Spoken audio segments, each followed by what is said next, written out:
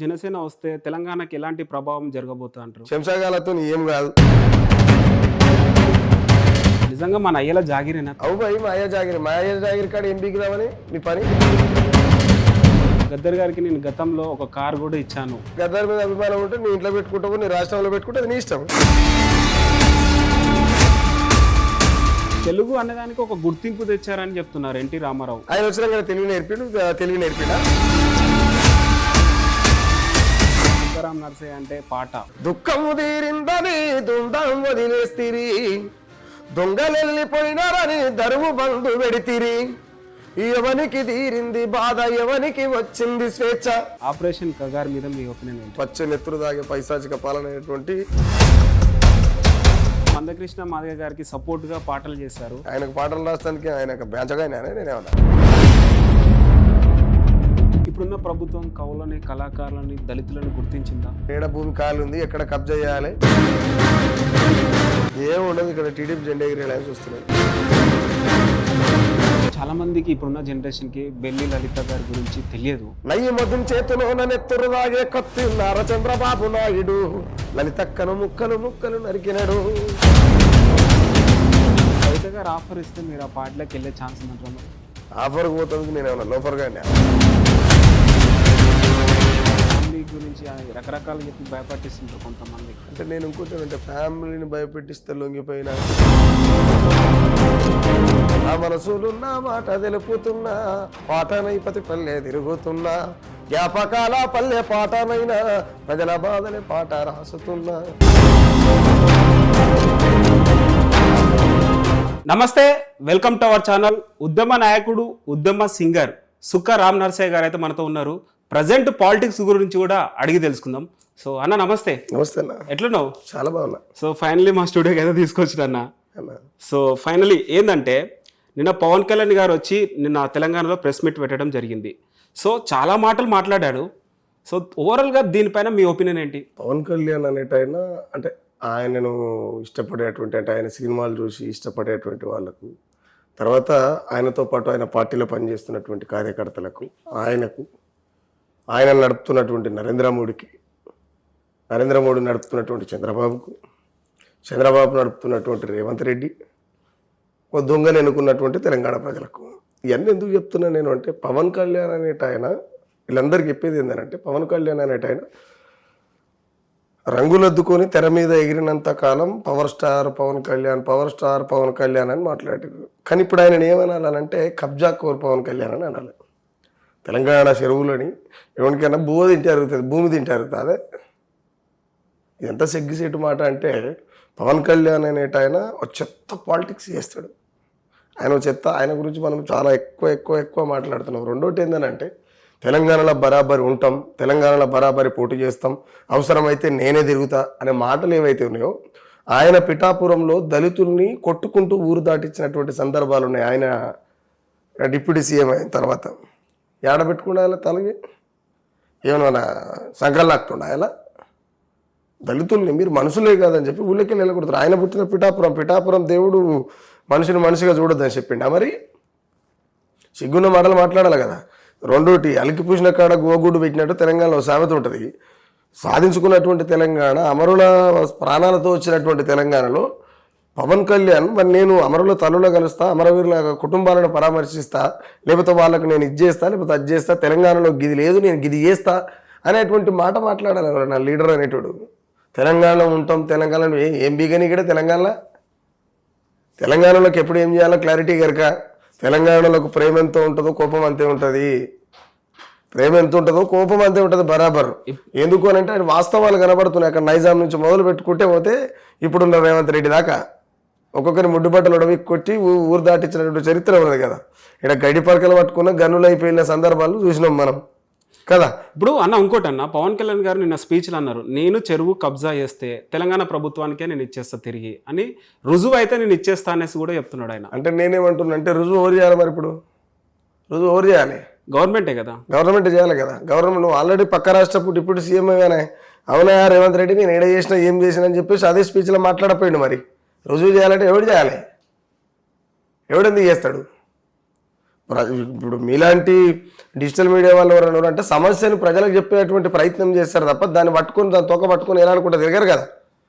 సమస్యను ప్రజల ముందు పెట్టినప్పుడు ప్రభుత్వాలు దాన్ని ఆ సమస్యను ఆధీనం చేసుకొని పరిష్కారం చేసే దిశగా పనిచేయాలి. ఇప్పుడు డప్పు మీదే చెయ్యి మీదే ఇష్టం వచ్చినట్టు కొడతారు. ఈ సినిమా డైలాగులు తెర మీద పెట్టి ప్రెస్ మీట్ పెట్టి మాట్లాడితే కాదు కదన్నా. సినిమా డైలాగ్ కొట్టినట్టు కొడితే నడుస్తుందా? ఇప్పుడు ఈ గొడవ అంతా స్టార్ట్ అయింది ప్రొఫెసర్ నాగేశ్వరరావు గారి గురించి, ఆయన నుంచే స్టార్ట్ అయింది అనేసి అంటున్నారు. సో మరి ఇది ఏదైతే కబ్జాలు చేసిండా ఎక్సెట్రా ఏది చేసినా గతంలో ఎందుకు ప్రశ్నించలేదు, ఈ అంశం వచ్చినప్పుడే ఇవన్నీ ఎందుకు బయటకు తీస్తున్నారు అనేసి కూడా ఆయన గతంలో ఏమని ప్రశ్నించలే, ఏమని ప్రశ్నించారు అనేసి కూడా ఆయన అంటున్నాడు. నేనేమంటున్నంటే పొద్దున్న నిండది పిల్ల పుట్టదు, 9 నెలలు నిండిన తర్వాత నొప్పులు తీస్తేనే పిల్ల పుడుతుంది, ఉత్తగా పుట్టదు కదన్నా. పొద్దున్న నిండేదాకా ఆగాలి ఖచ్చితంగా. నేను ఇప్పుడే 5 నెలలకి పిల్లని అంటే పిల్ల పుట్టదు, చీకుడు పుడుతుంది బయటికి. కాబట్టి ఏమనంటే దాని అవసరం, సందర్భం, ఆ యొక్క స్పెసిఫిక్ ఆ సమయం ఎప్పుడైతే వస్తుందో ఆ టైంలో అది మాట అయినా పాట అయినా తూట అయినా సందర్భాన్ని బట్టి బయటకు వస్తుంది. గతంలో ఎందుకు విమర్శించారు, ఇప్పుడు ఎందుకు విమర్శించారు అంటే అప్పుడు ఏదో రంగులు అద్దుకొని మా తెలంగాణలో చెమట సుక్కలతోనే ఆ టికెట్లు కొనుక్కుంటే ఆ బిచ్చం వేసుకొని బతికినోడు. తెలంగాణలో బిచ్చం వేస్తే బతికినోడు ఆయన కాదని చెప్పవాను, ఆయన ఎమ్మడి తిరుగుతారని చెప్పవాను, లేకపోతే ఆయన కూడా చెప్పవాను. నిజంగా తెలంగాణ మీ అయ్య జాగీరా అన్నాడు, నిజంగా మన అయ్యల జాగీరేనా తెలంగాణ? 100 మా అయ్య జాగిరే. అవు భయ్ మా అయ్య జాగిరే. మా అయ్య జాగిరి కాడ ఏం బీకిదామని మీ పని బరాబర్ మా అయ్య జాగిరే. ఎందుకు మా అయ్య జాగిరి అంటే ఇక్కడ మేము తెలంగాణలో సునాయాసంగా పరుపుల మీద పొరలాడి తెచ్చుకోలే, సునాయాసంగా పరుపుల మీద పొరలాడి తెచ్చుకోలే. తెలంగాణ పోరాటాలు చేసి వేలాది ప్రాణాలు ఇస్తూ వచ్చింది తెలంగాణ. కేసీఆర్ తెచ్చిండు, ఒక ఏమంటారు కాంగ్రెస్ ఇచ్చింది, తెచ్చింది ఎవడు ఇచ్చింది ఎవడు. మరి ప్రజలంతా ఆడిపోయారు, 1200 ప్రాణాలు పోయినాయి. ఆ తల్లుల గర్భశోకానికి ఏం సమాధానం చెప్తారు? బరాబర్ మా అయ్య జాగిరే. మా అయ్య జాగిరని మేము అంటున్నాము అంటే మీ అయ్య జాగిరని మీరు అడుగుతున్నారు అంటే ఇక్కడ చనిపోయినటువంటి బిడ్డల ప్రాణాలకు విలువ లేదా? వాళ్ళ తల్లులు తీసిన నొప్పులకు ఎలాంటి ప్రేమ లేదా? ఏం మాట్లాడుతున్నట్టు? అమరవీరులని అవమానించినట్టు కదా మాట. ఆ మాట వింటున్నట్టు, ఆ మాట ఇని కూడా తెలంగాణలో ఉన్నటువంటి కొంతమంది సోకాళ్ళు మేధావులు కావచ్చు, మీడియా కావచ్చు, ఇంకా పీగుడుగా ఎవరైనా కావచ్చు, ఎందుకు స్పందించకుండా నిమ్మకు నీరెత్తనట్టు నిమ్మలంగా ఏమంటారు గొల్లాలు పెట్టి బేడాల కడ కావాలండేటువంటి పద్ధతిని, ఆ ఫార్ములను ఎందుకు నెత్తిరెత్తుకొని తిరుగుతున్నది, ఎంతమందికి రోకున్నది, ఎంతమంది తెర మీదకి వచ్చి మాట్లాడుతున్నారు అనేటువంటి అంశాన్ని మనం ఖచ్చితంగా పసిగట్టాల్సిన అవసరం ఉంటుంది.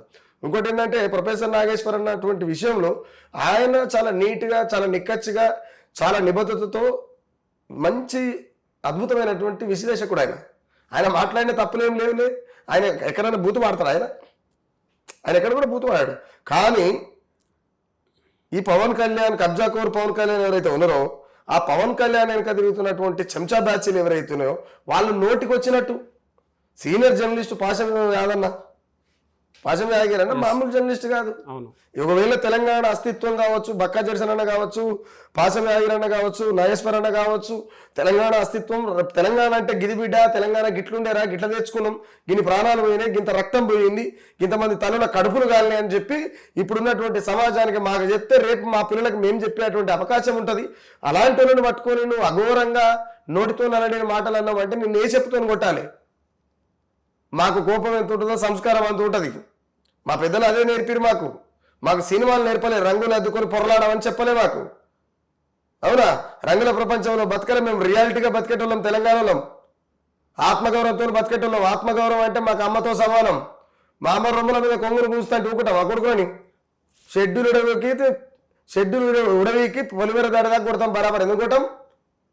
తెలంగాణ అనేది మా అమ్మ, ఆత్మగౌరవం అనేది మా జీవితం. మా అమ్మ మీద కొంగు కూస్తుంటే ఊకుంటాం ఆ కొడుకుల వైపు పుట్టి 4 కోట్ల మంది మనం వదిలిపెడతామా? అంటే నేనేమంటున్నా అంటే ఇక్కడ అస్తిత్వం మీద దాడి చేసేటువంటి ప్రయత్నం. రెండోటి, ఒకవేళ రాజ్యాంగబద్ధంగా మీరు ఎక్కడైనా రాజకీయాలు చేయొచ్చు, ఎవరు ఎక్కడైనా పోవచ్చు అనేటువంటి ఆ ఒప్పందాన్ని ఆ రాజ్యాంగంలో ఉన్నాయి కాబట్టి ఎవరు ఎక్కడైనా పోయవచ్చే స్వేచ్ఛ ఉన్నది కాబట్టి నువ్వు వస్తే నీ రాజకీయం నువ్వు చేసుకో. కానీ మా వాళ్ళని తిట్టుకుంటూ, తెలంగాణను అవమానించుకుంటూ పవన్ కళ్యాణ్ అడ్డుకునే దమ్మున్నదా అని అంటే క్లియర్ ఒక మాట ఏం చెప్తున్నట్టు, అసలు తెలంగాణలో నీకేం పని అంటున్నా నేను. నా ఇంట్లో నీకేం పనే? నీ ఇంట్లో చేత కాదు, నా ఇంట్లోకి వచ్చి ఏం చేస్తావు? నా ఇంట్లోకి వచ్చి నాకేటం నిలబడ్డప్పుడు బరాబర్ తంత కదా. కానీ తన్నే రోజులు వస్తాయి, ఖచ్చితంగా క్లియర్గా వస్తాయి. ఎందుకంటే వాళ్ళు పోయి ఇప్పుడు మరి ఇంకొక 10-15 ఏళ్ల క్రితం ఉన్నటువంటి యువకులు వాళ్ళకి ఎంతో కొంత వెనక ముందు ఆలోచించేది. ఇప్పుడున్నటువంటి తెలంగాణ పౌరులు అసలే అరంకోరిగాళ్ళు, వాళ్ళకి ప్రేమ ఎక్కువ ఉంటుంది, కోపం ఎక్కువనే ఉంటుంది.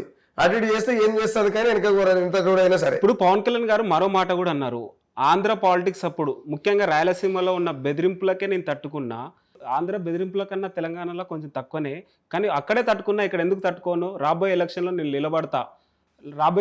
నేను నిలబెడతా అని కూడా మాట ఇచ్చింది. ఏం చెప్తారు మరి? నేనేమంటున్నా, ప్రాణం ఇచ్చటోనికి బలం ఉన్నట్ట, ప్రాణం తీసేటోనికి బలం ఉన్నట్ట?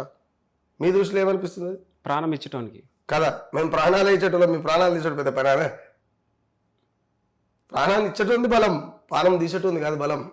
నువ్వు రాయలసీమ భయపడ్డంటే మీరు రాయలసీమలో పొడుచుకొని వస్తారు, మా తెలంగాణ అట్లా పొడుచుకొని వస్తారా కూడా? ఈ ముఠా కక్షలు పెట్టుకొని నరుక్కొని వస్తారు, మా తెలంగాణ అట్లా ముఠా కక్షలు పెట్టుకొని నరుక్కొని వస్తారా కూడా? మా తెలంగాణను విధ్వంసం చేసేందుకు మా బిడ్డల వేలాది ప్రాణాలు తీసిరు మీరు. ఖచ్చితంగా రైతాంగ సాయుధ పోరాటంలో నైజామునికి ఎట్లయితే పాపం జరిగిందో, 1200 మంది బిడ్డల బలిదానం జరిగినటువంటి బలదేశ తెలంగాణ ఉద్యమంలో ఖచ్చితంగా ఆంధ్ర పాలిటిక్స్ కావచ్చు, ఇక్కడ ఈ తెలంగాణకు అడ్డుపడ్డటువంటి దొంగలు, ఇక్కడున్న దొంగలు కూడా కొంతమంది ఖచ్చితంగా తెలంగాణ తల్లుల కడుపు కోత, ఆ ఉసురు ఖచ్చితంగా తగులుతుంది. చూద్దాం, రేపు ఎందుకు తొందరపడతాయి అది పిల్లవుటంగానే కుల్లగుడుతుంటే ఇట్లా నడవదు అట్లా. ఓకే, రాబోయే ఎలక్షన్లో జనసేన వస్తే తెలంగాణకి ఎలాంటి ప్రభావం జరగబోతుంది అంటారు? ఎందుకు అని అంటే తెలంగాణలో కూడా జనసేనకు సంబంధించినటువంటి కొంతమంది చెంచాగాలు ఉన్నారు కాబట్టి చెంచాగాలతో ఏం కాదు. నేను ఎందుకనంటే నైజాం వాళ్ళని సాగలైలమ్మ లాంటి ఆమె సావుకు కూడా సిద్ధపడి రోగలు పడిన అందుకొని నైజాం వాళ్ళు సావురాత రాసిరు మాటలా. కాబట్టి నేను ఏమంటానంటే జనసేన ఈడొచ్చి చేయవలసినటువంటి పని ఏముంది? ఇలా జనసేన వచ్చి ఇక్కడ మేము పాగా వేస్తాం, మేము ఇక్కడ తిరుగుతామంటే వాళ్ళు రేవంత్ రెడ్డిని అవమానిస్తున్నట్టు. మరి రేవంత్ రెడ్డికి సోయలేదా? ఈడ పరిపాలన బాగలేనప్పుడు ఇంకోటి వస్తాడు, అవునా కదా? కల్వకుంట్ల చంద్రశేఖరరావు పరిపాలన బాగలేదు, ప్రజల్ని మోసం చేస్తుండే, 1000 కోట్ల అప్పును చేసి తెలంగాణని బంగారు తెలంగాణ కాదు అప్పుల తెలంగాణగా చేస్తున్నాడు అని చెప్పి ప్రజలు భావించారు. కాబట్టినే ఎవరో ఒకటి ఉండాలి, గుడ్డిదో ఎడిదో మొత్తం మీద గేట్ కావాలి ఒకటి ఉండాలి కాబట్టి రేవంత్ రెడ్డిని తీసుకొచ్చి కూర్చోబెట్టారు కదా. మరి ఈడ రేవంత్ రెడ్డి ప్రభుత్వం ఉన్నప్పటికీ కూడా నువ్వు వస్తున్నావు అంటే నువ్వు రేవంత్ రెడ్డితో మాట్లాడాలి కదా పవన్ కళ్యాణ్. రేవంత్ రెడ్డి పాలన ప్రజాపాలన అంటున్నారు, రైతుల పాలన అంటున్నారు, రాబోయే ఎలక్షన్ లో నేనే గెలుస్తాను కాన్ఫిడెంట్ తో ఉన్నారు రేవంత్ రెడ్డి. ఇప్పుడు రేవంత్ రెడ్డి కొన్ని సార్లు ఆయన మూతితో మాట్లాడతాడో ముడ్డితో మాట్లాడతాడో మరి నాకైతే అది అర్థం కాదు. ప్రజాపాలన అంటే ఏంటిది? కులగొట్టుడా? రైతులు కళ్ళాలల్లా ధాన్యం కుప్పలు పోసి మండు టెండల గుండెపల్లి చచ్చిపోతారు ఒక్కొక్కరు. ఏం చేస్తాం వాళ్ళకు?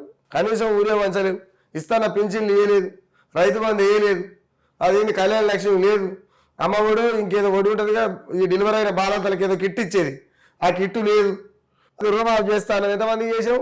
నీ ప్రభుత్వం అంతా కల్వకుంట్ల చంద్రశేఖరరావుని సీఎం చేస్తే మిగులు బడ్జెట్ ఉన్నటువంటి తెలంగాణ రాష్ట్రంలో ప్రమాణ స్వీకారం చేసిండు, దిగిపోయే నాటికి 1000 కోట్లు అప్పు చేసిండు. ఆ అప్పు రేవంత్ రెడ్డి వచ్చిన తర్వాత డబల్ చేసిండు క్లియర్గా. రెండోటి నేనే సీఎం మళ్ళీ నెక్స్ట్ నేనే అంటే ఆపును చూసి బలుపు అనుకున్నట్టు వెనకట. ఇప్పుడు ఆయన కూడా అట్లనే ఉంది, పుట్టడోళ్ళ మీద కుక్క ఒరలాడితే ఎంతో సునాయాసంగా సంతోషంగా ఒరలాడుతుంది. ఇప్పుడు ఆయనకు కూడా గట్టినే ఉంది. ఇంకోటి విగ్రహాల కొంచెం డిస్కషన్ కూడా జరుగుతుంది విగ్రహాలది. సో ఏదైతే నిన్న పవన్ కళ్యాణ్ గారు ఇంకో మాట అనడం జరిగింది, గద్దర్ గారిని నేను అభిమానిస్తా, గద్దర్ గారి విగ్రహం నేను ఆంధ్రప్రదేశ్లో కూడా పెడతా అనేసి కూడా ఒక మాట ఇచ్చారు. అండ్ ఇంకో మరో మాట కూడా అన్నారు, గద్దర్ గారికి నేను గతంలో ఒక కార్ కూడా ఇచ్చాను అనేసి కూడా చెప్తున్నారు. సో ఓవరాల్ గా దీనిపైన నేనేమంటున్నా, గద్దర్ మీద అభిమానం ఉంటే నీ ఇంట్లో పెట్టుకుంటావు, నీ రాష్ట్రంలో పెట్టుకుంటే అది నీ ఇష్టం. కానీ నీ దిష్టి బొమ్మలో తీసుకొచ్చి మా తెలంగాణ బుడ్రాయి లెక్క పెడతా అంటే చెప్పుకుంటాం. నువ్వు ఖచ్చితంగా పెట్టాలని మేము అల్లే అన్నవా? తెలుగు అనేదానికి ఒక గుర్తింపు తెచ్చారని చెప్తున్నారు ఎన్టీ రామారావు. వెనకట సామెత ఉంది, ఏముంటుంది అంటే భార్య భర్తను అడుగుతాడు, నేను పుట్టకపోతే ఎవరు చేసుకుంటామని అడిగిందట భర్తని. ఇక ఆ మాట మనం చెప్పొద్దు కాబట్టి చెప్తలేదు, తెలంగాణలో అది అర్థమవుతుంది. నేను పుట్టకపోతే ఎవరు చేసుకుంటాం అంటే నీ అయ్యే మరొకరిని చేసుకుంటారు, అంతే కదా.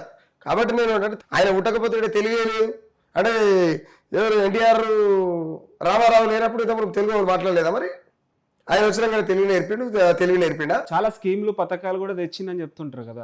ప్రభుత్వాలు ఉన్నాయి దేనికి? మరి ప్రభుత్వాలు ఉన్నాయి చేస్తానికి కదా. ప్రజలు ఆయన దేనికి అనుకున్నారు?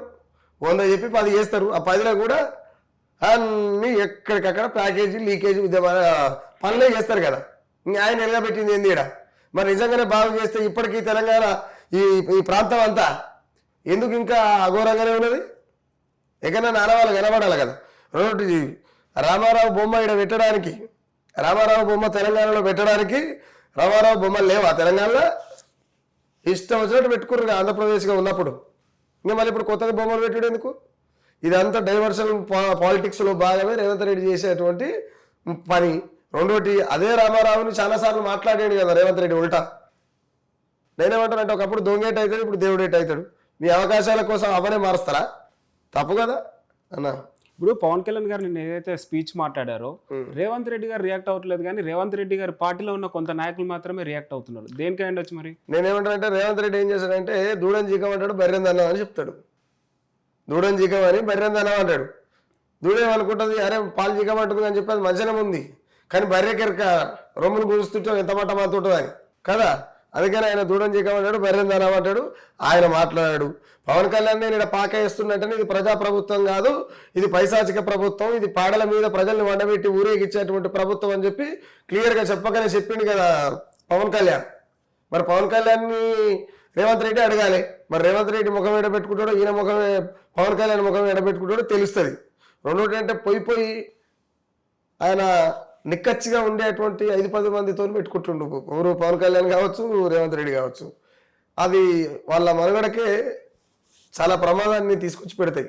మనకు అది అర్థం అయితే లేదు, తెలిసి వస్తుంది ఖచ్చితంగా అన్న. ఓకే. అండ్ సుఖరాం నర్సయ్య అంటే పాటతోటి ఉద్యమాలు చాలా చేశారు. సో ఒక్కసారి మా ఆడియన్స్ కోసం మీకు ఇష్టం అంటే నేను పాటతో పెద్ద ఉద్యమం ఏం చేయలేదు, మనం ఏం పెద్ద అదేం కాదు.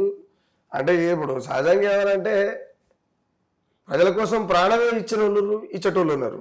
మనం పాట పాడలేమా అనేటువంటి ఆలోచన తప్ప మనం పెద్దగా అదేం కాదు. నేను చాలాసార్లు చెప్తుంటా, నేను అంటే పబ్లిక్ కూడా నేను చెప్తుంటా.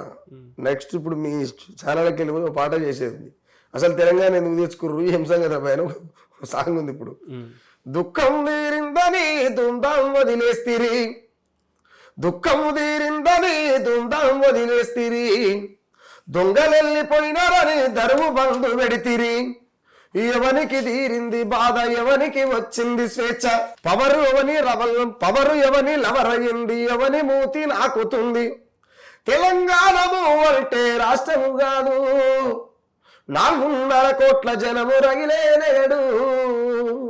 నెక్స్ట్ ఈ పాట చేస్తున్నాం, వీడికెళ్ళి సక్క స్టూడియోకి పోవాలి. సూపర్. అండ్ మీ ఉమ్మడి నల్లగొండలోనే మావోయిస్టులు చాలా మంది చనిపోయారు. ఆపరేషన్ కగార్ మీద మీ ఒపీనియన్ ఏంటండి? ఆపరేషన్ కగార్ అనేది ఒక క్రూరత్వం అయింది. పచ్చ నెత్తురు దాగే పైశాచిక పాలన అయినటువంటి మోడీ అమిత్ షా గారి నాయకత్వంలో జరిగినటువంటి మారణ హోమం ఆపరేషన్ కగార్ అన్న. ఇంకోటి ఏమనంటే ప్రజల పక్షాన నిలబడి మాట్లాడేది నువ్వైనా నేనైనా అడవిలో ఉన్నటువంటి అన్నలైనా, అంటే మనం వాళ్ళకి పోల్చుకుంటలేము. ప్రజల పక్షాన నిలబడి మాట్లాడితే ఏ రాజ్యమైనా ఆ రాజ్యానికి నచ్చదు. ప్రజల కోసం మాట్లాడితే ముఖ్యంగా ఇంకోటి ఏంటంటే కులం ఉండొద్దు మతం ఉండొద్దు అంటే బీజేపీకి నచ్చదు. ఎందుకంటే అది కులం మతంతోనే రాజకీయాలు చేస్తుంటది. రాముడో దేవుడో నీకిదేమి బాధరో, రాజకీయ రొంపిలోకి నిన్నే లాగారు రో, రాముడో దేవుడో నీకిదేమి కర్మరో.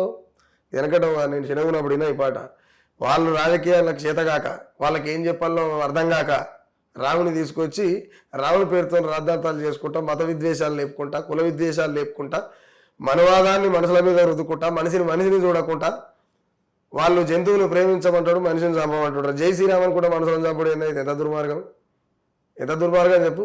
హిందూ మతం ప్రమాదంలో ఉంది, హిందూ ధర్మాన్ని కాపాడాలంటే అసలు ప్రమాదం ఏ తోవ నుంచి వస్తుందో అది చెప్పరాదు. గోమాతను శిక్షించకూడదు, గోమాతను రక్షించాలంటారు కదా. నేనేమంటున్నంటే ఆర్ఎస్ఎస్ కావచ్చు, బీజేపీ కావచ్చు, హిందూ ప్రేమికులు కావచ్చు, హిందూ మతం కోసం సచ్చేటోళ్ళు చంపేటోళ్ళు ఎవరైనా కావచ్చు, సింపుల్గా ఈ దేశం హిందూ మతం స్వేచ్ఛగా బతకాలని మీరు యుద్ధం చేస్తున్నామని చెప్పి కపట ప్రేమలు వస్తున్నారు కదా బీజేపీ వాళ్ళు. నేనేమంటున్నంటే గోమాతని జాతీయ జంతువుగా చేస్తే ఇక్కడ ఎవడు వధించాడు కదా, పంచాయే లేదు కన్నా. మరి ఎందుకు చేయరు? మీ ఛానల్ నుంచి ఆ ప్రతిపాదన పెడుతున్నా వాళ్ళని చేయమని చెప్పుర్రి, కానీ అది చేస్తే ఏ రోజులు ఉండదు. రెండోటి ఏంటంటే బీజేపీ అనేది తత్వం, వ్యక్తిత్వం, మానవత్వం, సమానత్వం, ధర్మం, ఈ పదాలకి ఒక్కదానికి కూడా డెఫినేషన్ తెలియనటువంటి పార్టీ. క్లియర్గా. ఎందుకు అని అంటే ధర్మం ధర్మం అంటారు, అధర్మాలు చేసేది మొత్తం బీజేపీలే. ఇప్పుడు వెస్ట్ బెంగాల్లో మేము ధర్మం చేశా కాబట్టి గెలిచారంటున్నారు. రాబోయే ఎలక్షన్లో కూడా తెలంగాణలో మేమే అధికారంలోకి వస్తామంటున్నాం. మరి బీజేపీ చూస్తాం కదన్నా, చూస్తాం కదా. ఇది తెలంగాణ. ఇప్పుడు ఎందుకనంటే 29 రాష్ట్రాలలో మనదొక రాష్ట్రం దేశమంతా, అంతే కదా. 145 కోట్ల జనాభాలో మనం 4.5 కోట్ల జనాభా. నిజంగా అన్న ఉద్యమకారులు కావచ్చు, కవులు కావచ్చు, కళాకారులు కావచ్చు, అందరు మ్యాక్సిమం మిడిల్ క్లాస్ వాళ్ళే ఉంటారు. ఈ మధ్య కాలంలో చూసుకున్నట్టయితే పెట్రోల్ రేట్లు, డీజిల్ రేటు, ఆయిల్ రేటు, బంగారు రేటు ఇవి తగ్గించాలి అనేసి కూడా మన మోదీ గారు చెప్పారు. సో ఇదంతా దీనివల్ల మీరు ఏమనుకుంటున్నారు? ఇది తగ్గించాలి, వాడడం తగ్గించాలని మొన్న మోదీ చెప్పాడు కదా. అంటే వాటి రేట్లు తగ్గించరా? అదే మీరు చెప్పాలి. ఎవడైనా ప్రభుత్వం ఉన్నోడు రేట్లు తగ్గిస్తాడు, ప్రజలకు అందుబాటులో ఉండేటట్టు తయారు చేస్తాడు. కానీ అది వాడడం తగ్గాలని చెప్పుడు ఇది నాకు అర్థం కాదు. ఎంత అవివేకమైన మాట, ఎంత పిచ్చి మాట ఇది, ఎర్రి మాట, ఎడ్డి మాట. కాకపోతే తింటున్న కంచాన్ని గుంజుక తింటుండ్రు, ధరలు పెంచి నోట్ల మన్ను కొడుతున్నారు. ఓరోరి ఏలేటోడా జనం ఏందిని బతకాలేరా, పాలకన్నా నీళ్లు పిరవైపోయినాయి, పేదోని బతుకంత శాపం అయిపోతుంది. పూటకే లేదాయరా పెంచిన బిల్లెట్ట గట్టాలేరా, తింటున్న కంచాన్ని గుంజుక తింటుండ్రు, ధరలు పెంచి నోట్ల మన్ను కొడుతున్నారు. అంటే మనం ఈ కోణం ఏదైతే ఉన్నదో, నువ్వు మార్కెట్కు ఏమైనా కొనాలంటే కూడా కొనలేనటువంటి పరిస్థితి. నేను ఇంకో మాట చెప్తా, ధరలు అంటే నాకు ఐడియా వచ్చింది. తెలంగాణలో ఒక 30 ఏళ్ళు వెనకకు పోతే మీ అమ్మకైనా మా అమ్మకైనా ఎవరమ్మకైనా నార్మల్ డెలివరీలు అయ్యేది.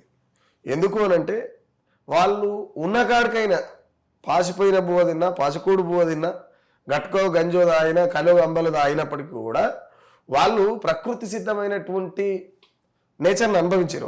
వాళ్ళు అనుభవించారు కాబట్టి వాళ్లకు నార్మల్ డెలివరీలు అయినాయి.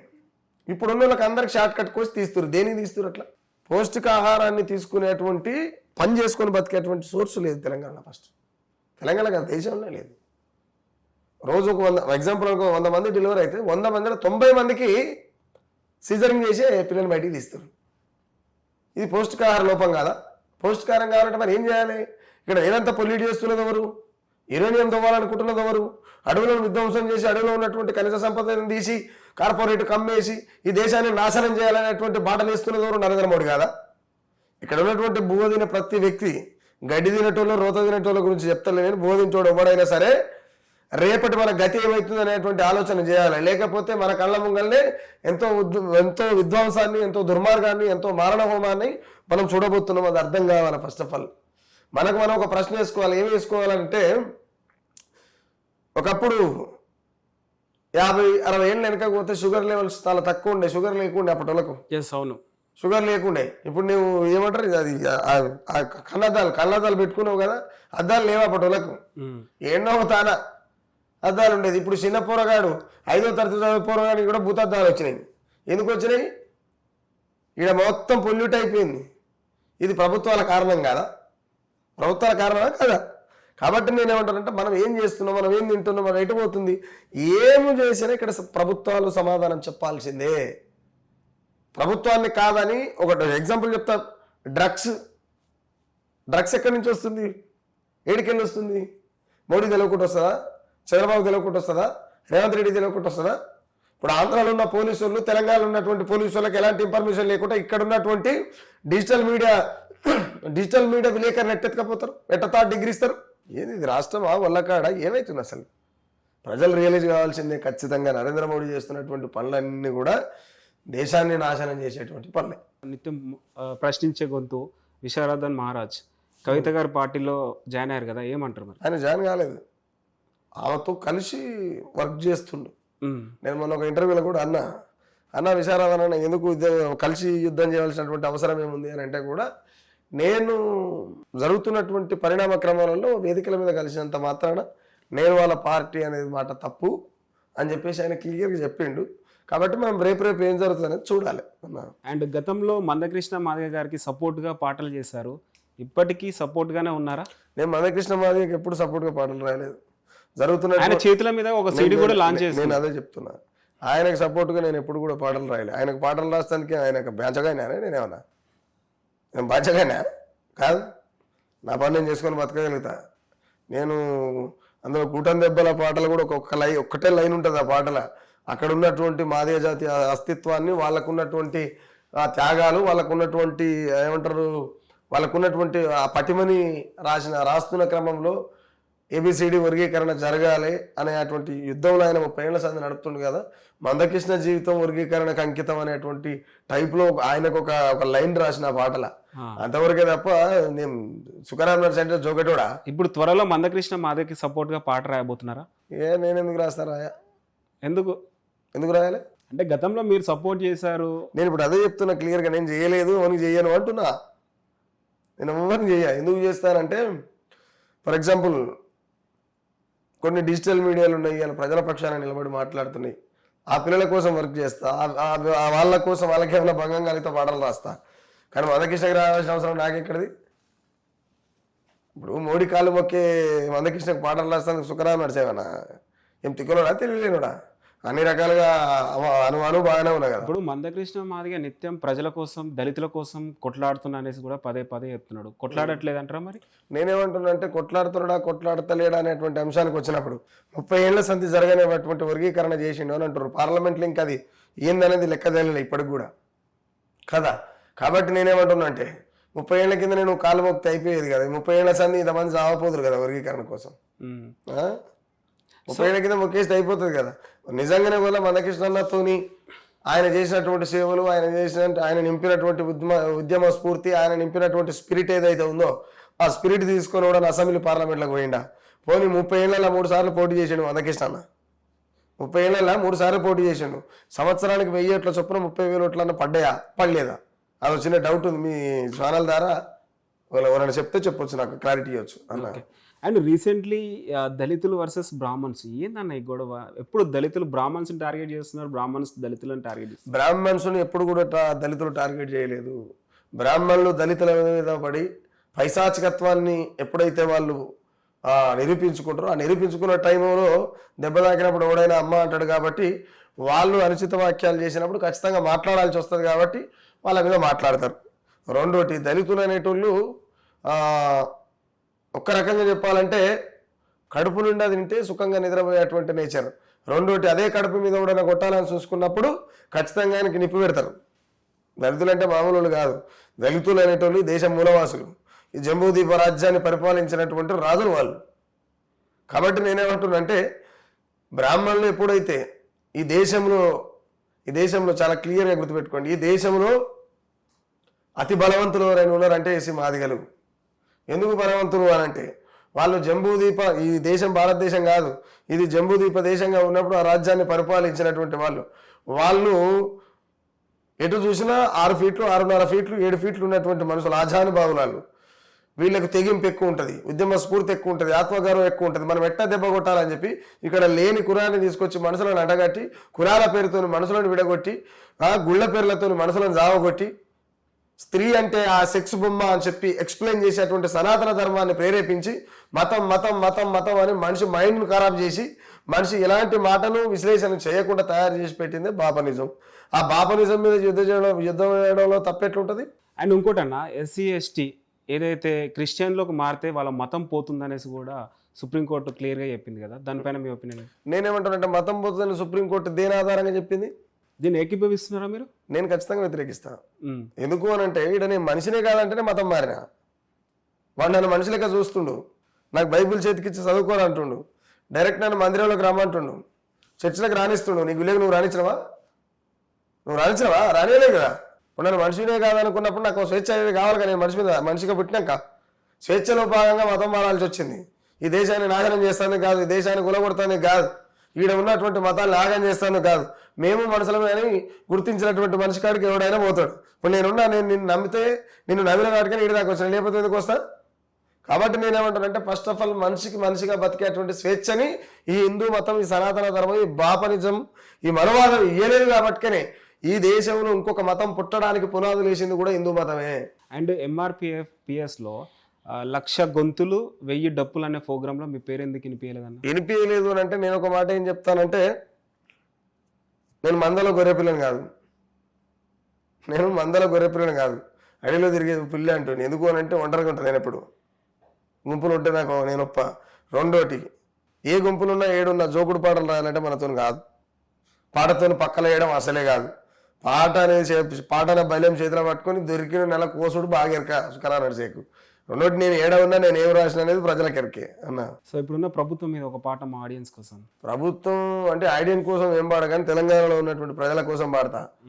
ఏ పల్లెకు పోయినా ఏ తల్లిని అడిగినా పరిపాలన తీరును అడిగితే చెప్పులు చేతుల పడుతుండో, భార్యవంతలకు బయటబూతులతో హారతి పడుతుండో, దుమ్ము వడావిని దుంపదిగాని దునియలలేని ముఖ్యమంత్రిని, దుమ్ము వడావిని దుంపదిగాని దునియలలేని ముఖ్యమంత్రిని, కారు కూతలను కూస్తుండ్రు కాండ్రిచ్చి ఊమిస్తుండ్రు.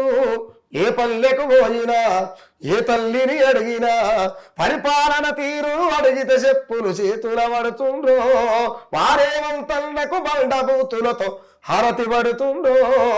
తొందరగా వేస్తాయి ఈ పాట రికార్డ్ కాలే ఇంకా. And me Munugode constituency Rajagopal Reddy మంత్రి పదవి ఇవ్వాలనేసి కూడా పోరాడుతున్నాడు. ఏం చెప్తారు, ఇస్తే ఇలా ఉంటుంది అంటారు? ఇస్తే ఎలా ఉంటుంది అనేది అది ఆయన చెప్పాల్సింది. ఎందుకంటే రేపు ఆయన ఏం చేస్తాడు ఆయనకి ఎరుకుంటుంది, మనకి ఎరుకుంటుంది. రెండోటి ఆయన పార్టీలో కాంగ్రెస్ పార్టీలో సీనియర్ నాయకుడే, ఇస్తే ఏం చేస్తాడనేది మనం ఈ క్వశ్చన్ ఆయననే అడగాలి, నన్ను అడుగుతుంది. ఎందుకంటే నేను కాదు కదా, నేను కాంగ్రెస్ పార్టీ కాదు కదా. అంటే మీ కాన్స్టెన్సీ కదా, ఎట్లా అంటే కాన్స్టెన్సీ అన్న నేనే ఉంటున్నా. కాన్స్టెన్సీ ఏదైనా ఒక మునుగోడు కోసం పనిచేస్తాడు కాదు కదా సుఖరా నడిసే. 33 జిల్లాలు తిరుగుతుంటాడుగా అన్నా. ఓకే, నిత్యం ప్రజల కోసం మీరు పోరాడతారన్న, రాజకీయం నుంచి మీరు ఏం ఎక్స్పెక్ట్ చేస్తున్నారు మరి? నేను ఏమంటున్నానంటే నిత్యం నేను పోరాడుతున్నానే మాటను నేను ఒప్పుకోను, కానీ నాకు సమయం దొరికినప్పుడు ప్రజల కోసం ఆలోచించేటువంటి నేచర్ వచ్చినందుకు చాలా సంతోషపడుతున్నా. రెండోటి నాకు టైం దొరకడం అనేది, మా భార్య పూజమ్మ నాకు స్వేచ్ఛగా నువ్వు రెక్కలు కట్టుకుని ఎగురునాయనా, అందరిలాగా మనం చావద్దు, మనకు పేజ్ అనేది ఉండాలి, మన తాతలు ముత్తాతలు ఎట్టి చచ్చిపోయినట్టు మనం చచ్చిపోతారు, రేపు మన పిల్లల మన భవిష్యత్తుని మన జీవితం నుంచి మన పిల్లల భవిష్యత్తు ఏం నేర్చుకోవాలి, మనం ఒక నిటారుగా నిలబడేటువంటి తత్వాన్ని నేర్చుకోవాలని చెప్పి ఎప్పుడు ఆమె చెట్టపసారు నూరి పోసినట్టు పోస్తూ ఉంటుంది నా దిమాగ్లా. కాబట్టి ఏంటంటే ప్రజల మధ్యలో పోరాటం చేస్తున్నాను చెప్పను, కానీ నాకు సమయం దొరికినప్పుడు ఇంత ఖర్చు పెడుతున్న సమయాన్ని ప్రజల కోసం. అన్న ఇంకోటి చాలా మంది క్వశ్చన్ ఏంటంటే, సుఖరాం నరసయ్య చాలా విషయాల మీద పోరాడతారు, పాటలు రాస్తారు. అలాంటి వ్యక్తికి ప్రజల నుంచి మద్దతు ఎలా ఉందో మరి తెలియదు, కానీ థ్రెడ్డింగ్ అనేది ఎక్కువ ఉందనేసి వింటూ ఉంటాం. ఎక్కడ దొరుకుతాడో ఏంటి అనేసి కూడా చాలా మంది ఫాలో అవుతున్నారు అనేసి కూడా వింటూ ఉన్నాం. ఇలాంటి సిచ్యువేషన్ ఎందుకు రావాల్సి వస్తుందంటావు? ఎందుకు రావాల్సి వస్తుందంటే వాస్తవాన్ని ఎవడు ఒప్పుకోడు కాబట్టి. వాస్తవాన్ని ఎవడు ఒప్పుకోడు. రెండోటి ఏంటంటే సుఖరాం నరసయ్య నిప్పు లాంటి వాడు, ఆయన ముక్కుసూటిగా మాట్లాడతాడు, ఎవరికి వినడు. రేవంత్ రెడ్డి కావచ్చు, కేటీఆర్ కావచ్చు, కేసీఆర్ కావచ్చు, షర్మిల కావచ్చు, జగన్ కావచ్చు, చంద్రబాబు కావచ్చు, ఈటల రాజేందర్ కావచ్చు, ఇట్లా చాలా పేర్లు ఉన్నాయి. చాలామంది చాలా ఆఫర్లు చేస్తే కూడా, కోట్ల రూపాయల ఆఫర్లు చేస్తే కూడా నేను క్లియర్ ఒకటి ఏం చెప్పినంటే, ఎట్లా ఉన్నా చస్తా, నేను అడక తిన్నా సస్తా, అంబానీ అయినా సస్తా. క్లియర్ కదా, అడక తిన్నా సస్తా, అంబానీ అయినా సస్తా. ఎట్టనైనా చచ్చే సాగు, సన్నాసి సాగు ఎందుకు కావాలి, మంచి సాగు కావాలి, నలుగురికి ఎక్కరు వచ్చే సాగు కావాలి. నా మరణం రేపటి సమాజానికి కనువిప్పు కావాలనుకుంటున్నా. ఇదేదో నేను సినిమా డైలాగ్ చెప్తలేను, ఉన్న వాస్తవం చెప్తున్నా. నేను బతికే చోటిది. కాబట్టి నేనేమంటానంటే, నిజం మాట్లాడితే నచ్చదు కాబట్టి అందరికి శత్రువులే ఉంటారు. వానికి ఎవడో నచ్చలేదని చెప్పి నేను అబద్ధం ఎందుకు చెప్తా? నేను అందుకే నేను ఒక పాట కూడా చేసిన దాని మీద, నేను చచ్చిపోతే ఎవడొచ్చినా రాకపోయినా పర్వాలేదో, నేను చచ్చిపోతే ఎవడొచ్చినా రాకపోయినా పర్వాలేదో, వాడవడో వీడవడో వాని కొరకు వీని కొరకు తప్పును ఒప్పును చేసి బతకాలేను. తప్పును ఒప్పు చేసి గొప్పగా చూపారంటే నాతో కానే కాదు, అవసరమైతే చచ్చిపోతా. ఆ పిచ్చ క్లారిటీ ఉంది. మీరు నిజంగా చాలా నాయకులను చూస్తారు, చాలా ప్రభుత్వాలు చూస్తారు. నిజంగా సుఖరాం నరసయ్యకి ఒక్క నాయకుడు నచ్చలేదా, ఒక్క పార్టీ నచ్చలేదా ఇప్పటి వరకు? ఎందుకు నచ్చలేదంటే వాళ్ళు చేసే పనులు నచ్చలేదు. ప్రజలు స్వేచ్ఛగా ఉన్నప్పుడు నచ్చుతా. ప్రజలు స్వేచ్ఛగా ఉన్నారు. ఇప్పటి వరకు ప్రజలకు ఏ నాయకుడు స్వేచ్ఛ తీసుకురాలేదా? 2026 సంవత్సరాలు బతుకుతున్నాం కదా మనం. 2026 సంవత్సరాల నుంచి మనకు స్వతంత్రం వచ్చి 78-79 ఏళ్ళు అవుతున్నట్టుంది. నేనేమంటే ఇదంతా వదిలిపెడదాం, ఈ 70, 75, 78 ఏళ్ళ మధ్యలోనే ఆలోచిద్దాం. 50 ఏళ్ళు వెనకపోతే వ్యభిచారం లేదు దేశంలో. కానీ అలా వ్యభిచారమే హయ్యర్ అఫీషియల్ వర్క్గా మారిపోయింది. దేని మారిపోయింది? బలిసి ఎవరు వ్యభిచారం చేయరు, బతకలేక చేస్తారు కదా. వ్యభిచారం చేసుకొని పిల్లలు చదువుకున్నటువంటి తలలు ఉన్న దేశంలో ఉన్నాం. ఎవడేం బాగా చేసిండు దీన్ని? ఎవడాడు బాగా చేసినోడు? వాని పేరు ఒకరి పేరు చెప్పు నాకు ఉందనా? శరీరాన్ని అమ్ముకొని బతికే దేశాలు బతుకున్నాం మనం. సిగ్గుతో తలదించుకోవాలి. నేను ముఖ్యంగా ఏమంటున్నా అంటే, ఆ వ్యభిచారం చేసే తల్లులు కనబడితే వాళ్ళ కాళ్ళు మొక్తాయి. ఎందుకు మొక్తా అంటే, వాళ్ళ కడుపులో పుట్టిన పిల్లలను చదువుకోవడం కోసం వాళ్ళు మనసు చంపుకొని వాళ్ళ నోటి నుంచి అటువంటి శబ్దాలతోని పరాయిమోగాన్ని సుఖపెట్టి వాళ్ళ పిల్లలను కాపాడుకునేటువంటి ప్రయత్నంలో వాళ్ళ మెత్తలు ఎన్నిసార్లు సముద్రం వల్ల తడిచినాయో తెలియదు కన్నీళ్లతోని. ప్రాణం కంటే విలువైనటువంటి మానాన్ని నమ్ముకొని బతుకుతున్న దేశంలో బతుకుతున్నాం కదా భయ్య మనం. ఎక్కడేం మారింది, ఎవరిని నచ్చాలి ఎవరిని మెచ్చాలి ఇక అన్న. ఇప్పుడు గత ప్రభుత్వం కేసీఆర్ ఉన్నప్పుడు కవులని కళాకారులను గుర్తించి వాళ్ళకి ఒక గవర్నమెంట్ జాబ్ కూడా ఇచ్చాననేసి చెప్తూ ఉన్నారు. సో అది ఏమాత్రం ఇయ్యడం మంచిదే, నేను కాదంటలేను, ఇయ్యడం మంచిదే, కానీ అర్హులైన వాళ్ళకి కూడా ఇవ్వాలి కదా. ఎవరికి నచ్చిన రసమైకి నచ్చిన వాళ్ళని, లేకపోతే ఇంకోళ్ళకి నచ్చిన వాళ్ళని, ఇంకోళ్ళకి నచ్చిన వాళ్ళని, నీకు నచ్చిన వాళ్ళు, నాకు నచ్చిన వాళ్ళని, పని మనిషిని, పాకి పని చేసే మనిషిని వీళ్ళని పెట్టుకుంటే కాదు కదా. నిజంగా ఉద్యమం కోసం పనిచేసిన వాళ్ళు ఉన్నారు కదా. మొత్తం మీద 550 మంది కళాకారులు చేయలేదు కదా. వాస్తవమైన నిజమైనటువంటి కళాకారులు బయట ఉన్నారు. నాకు తెలిసి 30% మాత్రమే ఇప్పుడున్న సారథిలో వాస్తవంగా ఉద్యమంలో పనిచేసినటువంటి వాళ్ళు ఉన్నారు. ద సేమ్ టైం 500 మంది ఉన్నప్పటికీ కూడా వాళ్ళంతా ఒక్కరిద్దరు ఏమైనా బలిసిపోయి ఉన్నారేమో, కానీ మిగతా వాళ్ళంతా బతకలేని వాళ్ళకి ఎప్పటికీ బతకలేనటువంటి కళాకారులకు సుఖరాం నడుస ఎప్పటికీ వ్యతిరేకి కాదు, భరోసాగానే ఉంటాడు. ద సేమ్ టైం ఏంటంటే కళాకారులకు ఉద్యోగాలు ఇవ్వడము అని అంటేనే ప్రశ్నను చంపేయడం.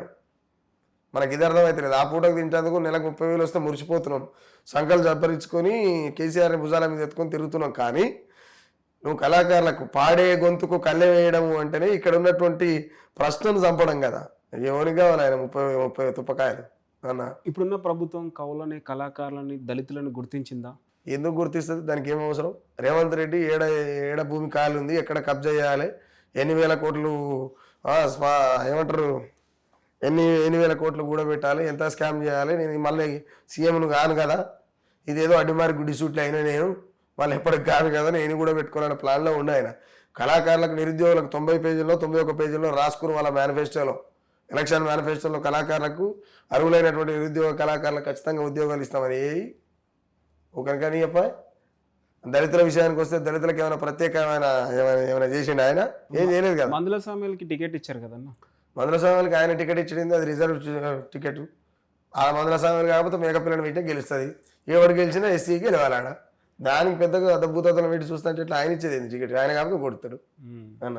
ఇంకోటి గతంలో మెయిన్గా గత ప్రభుత్వం ఓడిపోవడానికి నిరుద్యోగులు సో ఈ ప్రభుత్వం వచ్చిన తర్వాత సంవత్సరానికి 2 లక్షల ఉద్యోగాలు ఇస్తానేసి అన్నారు. గతంలో మీరు కూడా నిరుద్యోగుల కోసం ఒక పాట పాడారు.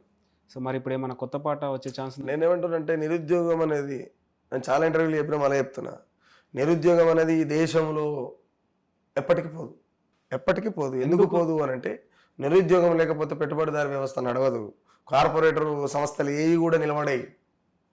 ఇప్పుడు ఫర్ ఎగ్జాంపుల్ మీ ఛానల్కి ఓనర్ ఒక ఆయన ఉంటాడు, ఎంతమంది స్టాఫ్ ఇలా ఉంటారు? 30 మంది ఉంటారు. ఉద్యోగులా మీరు? ఉద్యోగులే కదా. ఉద్యోగులే కదా. ఈఎఫ్ కట్ అవుతుందా? లేదు. ఎన్నట్టు రిటైర్డ్ అయిపోయిన మీకు అది మన ఇష్టం, మన పైన ఉంటుంది. కాబట్టి ఏమంటారంటే ప్రభుత్వ ఉద్యోగాలకు రిటైర్మెంట్ ఒక టైమింగ్ ఉంటుంది కదా, 60 ఏళ్ళు ఎంత ఉంటుంది దానికి. అవునవును కదా. మీరంతా నిరుద్యోగుల భాగంగానే ఏదో ఒక మనిషి అయి పుట్టిన బతకాలి కాబట్టి ఇటు వచ్చి ఉద్యోగం చేస్తున్నాడు. దీనికి ఓనర్ ఎవడు, ఇంకోడు ఉంటాడు. మనం చేస్తున్నది ఏంది, ఊడిగా మేము బతకలేక పని చేస్తున్నాం అంతే. ఎందుకన్నా ఇలాంటి పరిస్థితి వచ్చిందంట? మరి ఎందుకు అని అంటే ఇక్కడ కార్పొరేట్ సంస్థ, ఇప్పుడు డబ్బులు ఉన్నాయి కాబట్టి మీ ఓనర్ ఛానల్ పెట్టగలిగి, నీ కాళ్ళు లేవు కాబట్టి వచ్చి కూల్ చేస్తున్నాం. సింపుల్. దాన్ని మనం పెద్దగా చూడాల్సిన అవసరం. మనం ఓనర్స్ కావాలంటే ఎట్లా మరి? మనం ఓనర్స్ కావాలనుకున్నప్పుడు ఈ సమాజంలో కొందరికే సాధ్యమవుతుంది. మనం ఓనర్స్ కావాలనుకున్నప్పుడు నువ్వు నీతిగా బతికి నిటారుగా నిలబడి, నేను సుఖరాం నడిచేలేక నీతిగా బతుకుతా, నేను నిటారుగా నిలబడతా అంటే నీకు ఏదో ఒక రోజు నీకు తెలవకుండా మరణం నీ కళ్ళ ముంగల కనబడుతుంది తప్ప నువ్వు మారేటువంటి అవకాశం కనబడదు. ఎందుకు కనబడదు అని అంటే ఇక్కడ కార్పొరేట్ శక్తుల మధ్యన బతున్నాం మనం ఒక ఎత్తేస్తాడు, 10 ఎత్తులు వేస్తాడు, 10 ఎత్తులు వేస్తాడు, 10 ఎత్తు వేస్తాడు. కాబట్టి నేనేమంటానంటే కార్పొరేట్తోని మనం కలబడి గెలిచేటువంటి టైం లేదు ఇప్పుడు. అండ్ చాలా మందికి ఇప్పుడున్న జనరేషన్కి బెల్లి లలిత గారి గురించి తెలియదు. ఒకసారి మా ఆడియన్స్ కోసం చెప్తారా? బెల్లి లలిత అనేటామె తెలంగాణ పాట. బెల్లి లలితకు చాలా మందికి తెలియదు. ఆమె మావోయిస్ట్ పార్టీ, ఆమె నక్సలైట్ పార్టీ. ఆమె ఓకే.